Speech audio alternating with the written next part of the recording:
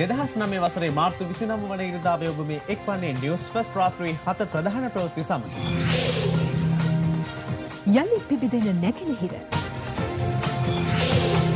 රාජාංගනයේ civil ආරක්ෂකයාගේ වෙඩි ප්‍රහාර. බලශක්තිය සුරැකීමට විකත හෝරාව. ශ්‍රී ලංකා මාලදිවයින් සුහද පාපන්දු කැටුම්. එසේ නිතරතුරු සමගින් ඔබ හමුවන මම චවිකා ගුණසේකර. මම වසන්ත ප්‍රදීප් මාසිංහගේ රැඳී සිටින මේ රාත්‍රී 7 ප්‍රධාන ප්‍රවෘත්ති ප්‍රකාශයයි.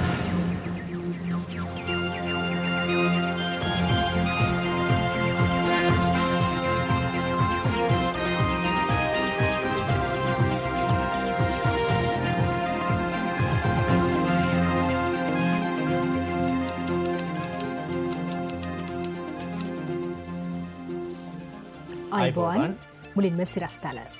රජය හා ආරක්ෂක හමුදා මානුෂීය ප්‍රමිතීන් උපරිම ලෙස ආරක්ෂා කරන බව ජනාධිපතිතුමා අවධාරණය කරයි. යුද්ධයට මුවා වී ජනතාවගේ ප්‍රජාතන්ත්‍රවාදී අයිතිවාසිකම් සීමා කළ නොහැකි බවට විපක්ෂ නායකවරයාගෙන් ප්‍රකාශයක්. ත්‍රස්තවාදය තුරන් කිරීමට ඇමරිකානුවන් පාකිස්තානයට වාර්ෂිකව ඩොලර් බිලියන 1.5ක්. රජය හා ආරක්ෂක හමුදා මානුෂීය ප්‍රමිතීන් උපරිම ලෙස ආරක්ෂා කරන බව ජනාධිපති මහින්ද රාජපක්ෂ මහතා අවධාරණය කරනවා.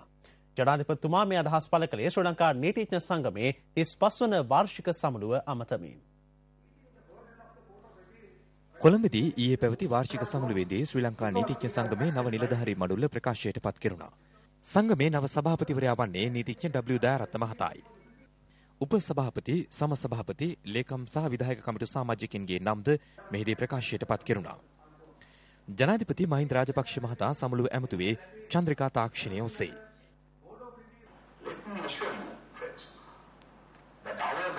මම ඔබට සහතික වනවා මිත්‍රවරුනි, අපේ රජය ඒ වගේම ආරක්ෂක හමුදා මානුෂීය ප්‍රමිතීන් උපරිම මට්ටමක රඳවාගෙන තිබෙන බවට. අපි බලාපොරොත්තු වන පරිදි ත්‍රස්තවාදය අපේ බිමින් තුරන් කිරීමෙන් අපගේ සියලු ජනතාවට සාමයෙන් ජීවත් වීමට හැකි වේවි. ත්‍රස්තවාදය පරාජය කිරීමයි අපිට තිබෙන දුෂ්කරම ඉලක්කය. ත්‍රස්තවාදයෙන් දෙමළ, සිංහල, මුස්ලිම් සියලු ජාතීන්ට ජනතාව මිය ගොස් තිබෙනවා. ඒ වගේම අවතැන් වෙලා තිබෙනවා. ආබාධිත තත්ත්වයට පත් වෙලා තිබෙනවා. ඒ වගේම තමයි අවුරුදු 25කට අධික කාලයක් තුල මේ ත්‍රස්තවාදය අපේ රටේ ආර්ථිකය ප්‍රාණයපයට අරගෙන තිබෙනවා.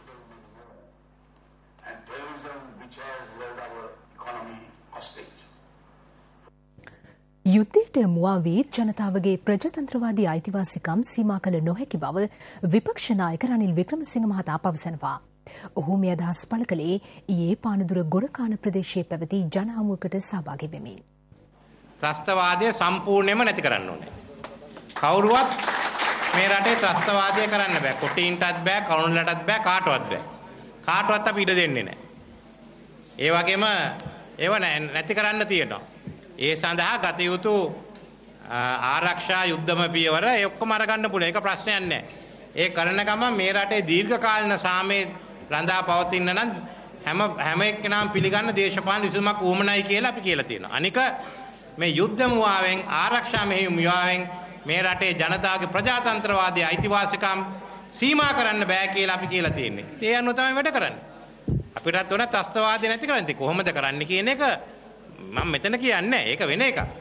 අනික යහපාලනය ගෙනියන ව්‍යවස්ථාදායක සභාපත් නොකරන එක. ඒකේ ලෝක විශාල ප්‍රශ්නයක් වෙලා. ඇයි පත් කරන්නේ නැත්තේ? නම් දීලා තියෙනවා. උසාවියෙන් අනුමත කරලා තියෙනවා. මොකද අවුරුදු 3ක් 4ක් මේක ඇදගෙන යන්නේ. ආරක්ෂක තොරතුරු දැන්.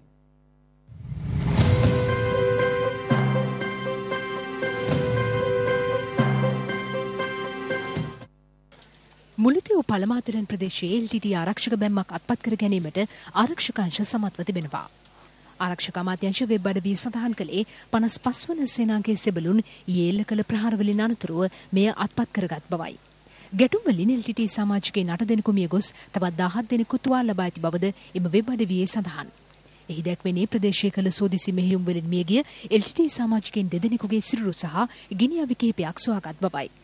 මේ අතර රජය ප්‍රකාශයට පත් කර ඇති යුදමුක්ත කලාපයේ සිට LTTය දිගින් දිගටම මෝටාර් හා කාලතුවක්කු ප්‍රහාර එල්ල කරන බවද ආරක්ෂක අමාත්‍යාංශ වෙබ් අඩවිය පවසනවා.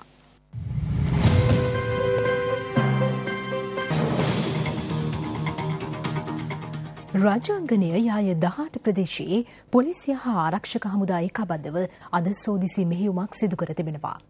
දිසා 4 බහර ජ්‍යෙෂ්ඨ නියෝජ්‍ය පොලිස්පති ජයන්ත ගමගේ මහතා පැවසුවේ සැකකටයුතු දෙදෙනෙකු සැරිසරන බවට සිවිල් ආරක්ෂක බටයෙකුගෙන් ලද තොරතුරක් මත මෙම සෝදිසි මෙහෙයුම සිදු කළ බවයි.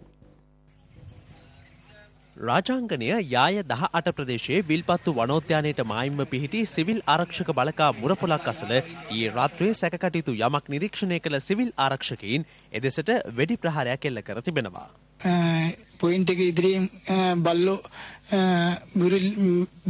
බුරන සද්දයක් ඇහුණා. ඒ නිසා පොයින්ට් එක පිටිපසට මම ටෝච් එක පොඩ්ඩක් ඇල්ලුවා. අලලි ඉවරලා ආපහු ටෝච් එක නිමල ඉවරලා ටෝච් එක නිමාගෙන ප්‍රධාන පාරට පාර ගාවට ඇවිල්ලා බෝක්කුවක් තියෙනවා. බෝක්කුව ළඟට ඇවිල්ලා එතන පිට්ටක් උඩට ටෝච් එක ගැහුවා බන්ට් එකට. බන්ට් එකේ හිටියා කැම කළු පාට දෙයක් ඇඳගෙන දෙන්නෙක් මාව දැකලා ඉවරලා ටෝච් එළිය දැකලා ඉවරලා දෙන්න එහෙම ඩවුන් ගියා.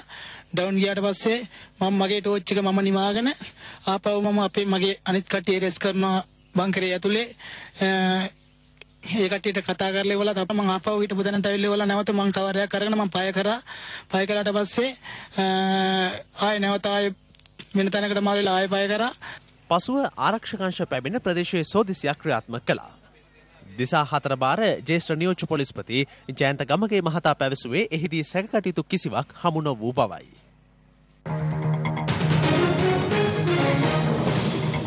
බස්නාහිර පළාත් සභා මැතිවරණයේ ආශ්‍රිතව මැතිවරණ නීති උල්ලංඝනය කිරීම 28ක් වාර්තා වී ඇතැයි ජාතික මැතිවරණ නිරීක්ෂණ මධ්‍යස්ථානය පවසනවා.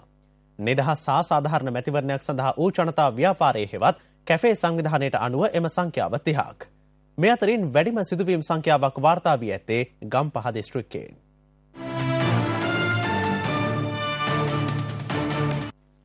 එක්සත් ජනතා නිදහස් සන්ධානයේ ගම්පහ දිස්ත්‍රික් කණ්ඩායම් නායක ප්‍රසන්න රණතුංග මහතාගේ රැස්වීම් කිහිපයකට සහාය වූ අයෙකුට ඊයේ රාත්‍රියේ පිරිසක් පහර දී තිබෙනවා. පහර දීම සිදුව ඇත්තේ ගම්පොළ වීරගුල ප්‍රදේශයේදී. නිවසට පැමිණි අවිගත් කණ්ඩායමක් මෙම පහර දීම සිදු කළ බව ඥාතීන් පවසනවා. මෙලෙස පහර කෑමට ලක්ව ඇත්තේ ප්‍රභාත් සමරවීර නැමැති අයෙක්. ප්‍රහාරයත් සමග සමරවීර මහතා නිවසින් පලා ගොස් ඇති අතර පැමිණි පිරිස ඔහුගේ වැඩිමහල් දරුවා පැහැරගෙන ගොස් තිබෙනවා. තාත්තා මේ අර පැත්තට දිව්වා. ඊට පස්සේ මේ මාව ඇදගෙන මේ ජිප් එකට දාගෙන ගෙනිච්චා. මේ ඊට පස්සේ මේ එහෙ ගම්පහ විජේරාම්පාර ගෙදරට ගෙනහිල්ලා මේ කාමරයකට ගාලා තියාගත්තා. ඊට පස්සේ උදේට මාම කෙනෙක් ඇවිල්ලා මේ මාව එක්කන් ගියා. දොර එනකොට සරණගුණ වදන මන්ත්‍රීතුමා එකපාරට තවත් දෙන්නෙක් එක්ක ඇතුළට ආවා. ඒකම පිස්ටල් එක මෙතෙන්දී අර ලෝඩ් කරා. කරලා වෙඩි සද්දය ඇහෙනවත් එක්කම මම මේ පියාගත්තා. මං කොහෙට මෙව වුණාද කියලා දන්නේ නැහැ. ඊට පස්සේ බලනකොට අපේ මහත්තයා හිටියා. මුකුත් වෙලා තිබුණේ නැහැ. ඊට පස්සේ මේ ඊළඟ පාර ඔලුවට තියන්නේ මේ වරෙන් යන්න කිව්වා. ඊට පස්සේ මේ පිමල් කිව්වා ඒත් බෑ කියලා. බෑ කිව්වහම පිස්ටල් එකෙන් මූණටයි නහයට ඒ ටිකට ගැහුවා. ඊට පස්සේ අපේ මහත්තයා ලේ පෙරාගෙනම මේ සන්න මහත්තයාව තල්ලු කරලා පැනලා දිව්වා. සිද්ධියෙන් තුවාල ලැබූ ප්‍රභාත් සමරවීර මහතා ප්‍රතිකාර සඳහා ගම්පහ රෝහලට ඇතුළත් කෙරුණා.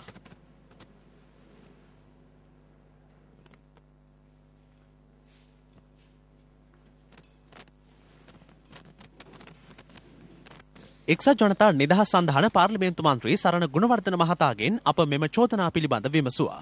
ඔය කියන එක කරුණක් ගැනවත් මම දන්නේ නැහැ. මොකද ඔය කියන සිද්ධියක් ගැන මටත් දැනගන්න ලැබුණා.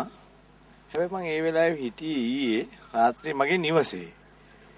සමහර වෙලාවට මේ පළාත් සභාව මැතිවරණ නිසා මගේ රියදුරෙක්ට මේ වගේ අසාධාරණකමක් කළේ ජනප්‍රියතාවයට. සමහර වෙලාවට මම විශ්වාස කරන සමහර දේශපාලඥයෝ කියන්නේ ඔවුන්ගේ මනාප වැඩි කරගන්නට දාන උපක්‍රමශීලී වැඩපිළිවෙලක්. මං හිතන්නේ අවුරුදු ගාණක් ඉඳලා අපිත් එක්කට ජීවත් වෙලා අපිත් එක්කට සම්බන්ධකම් තියාගෙන අනිත් එක දෙන්න පුළුවන් සියලුම වරප්‍රසාදමම දීලා මේ වගේ දෙයක් මට කරන්න හේතුව මොකද්ද? මේ අතර ගම්පහ නගරයේ පිහිටි ප්‍රසන්න රණතුංග මහතාගේ කාර්යාලයකට ඊයේ රාත්‍රියේ කිසියම් පිරිසක් ප්‍රහාරයක් එල්ල කර තිබෙනවා.